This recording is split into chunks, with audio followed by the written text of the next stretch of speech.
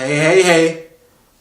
This is Omar Allen, aka Father Oates, BKA Brother Broccoli, also known as, currently known as, CKA, currently known as The Vegan Bachelor. Well, today was day 4 of the $10,000 in 30 days challenge, and guess what? I made no money. That's 4 straight days I ain't made no money. Before this challenge, I was making money, but that's life. But what I've been doing, I've been investing. I've been investing in myself. I've been investing in my business.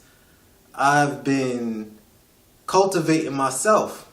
One of the things that I read about, as far as in these certain money books that I have that talk about money, I'm reading a book called Money is My Friend.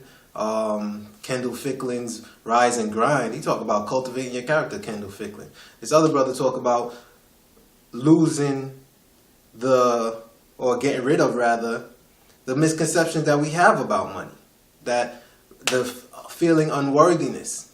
And also in my I recall actually a young lady, Tamika Lowry, in my Law of Attraction class, she was telling me about a brother that was talking about how we're programmed to do certain things. It was actually reflecting off of what we were talking about in the class, what Mimi Williams was talking about, how we have these different 7-year stages that we're in, and how our 0 to 7-year cycle stage actually affects us. And I recall being told that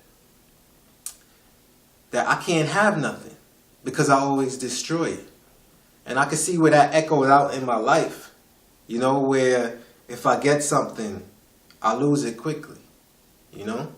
So, Tamika was talking about, it was from her life coach who taught her how to be a life coach, that, there's a way to reprogram that and all that, and I'm going to get that information from her too.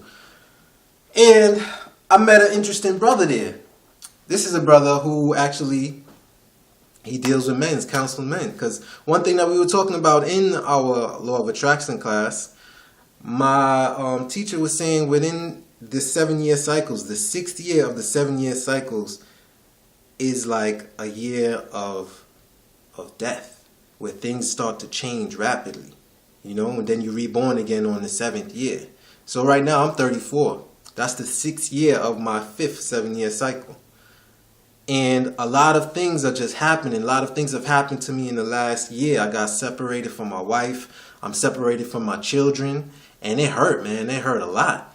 And that's something that I've never really shared with a lot of people. I would just, there'd be certain times I'm working at somebody's pool or something, and I'd just be in their driveway breaking down crying because I miss my children. I raised my children. I was there for all of them for their birth, with them for solid throughout their lives until last May. And that hurt, because for so long my identity was that of a father, and couldn't nobody tell me I wasn't a good father.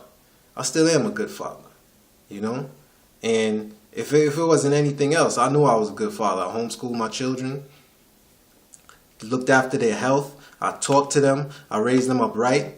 I started giving them affirmations from when they were young. I had an affirmation with them where they said, I'm healthy, I'm happy, I'm ultra terrific. And we would say that 3 times, and each time we say it louder and louder and louder. And it's a beautiful thing. And that's one of my things that I had to understand, is a sense of purpose. That's my why. My why is my children. I got to talking to a brother that was at the Law of Attraction class. He has a group that he does, and a blog where he's talking about men. A lot of times men are neglected. It's like, it's the era of women. It's women. Women is the thing now. It's about women's empowerment. But a lot of times it's like, men, we've been taught to keep our emotions in and keep them just hidden, and you got to be tough. You got to be like a rock. But it causes a pain inside of. We suppress that anger, and it causes stress. He told me that, we losing 20 years off of our life due to stress that we suppressing, and we not talking about our emotions. So he has a group where men can come together and talk about their feelings. He says that's what older dudes are doing. As a matter of fact, my stepfather in his church group, It's a bunch of men that get together and talk about their feelings. I overheard them talking to my mother about it. And that's like so necessary. And I'm realizing that. And you know, the brother, he gave me his info. He was telling me about his experience with his ex-wife and dealing with his children and the trials that he had to go through in dealing with that. But he persevered. He was like, yo, man, whatever you do, just be calm. You know, just be calm. Whatever, if she say something, just be calm. You know, because you don't want your children to see that. And in the end, they're gonna want to be with you anyway, because you're their father. And I was like, wow. And a lot of things, just even talking to him, because I suppressed a lot of those emotions.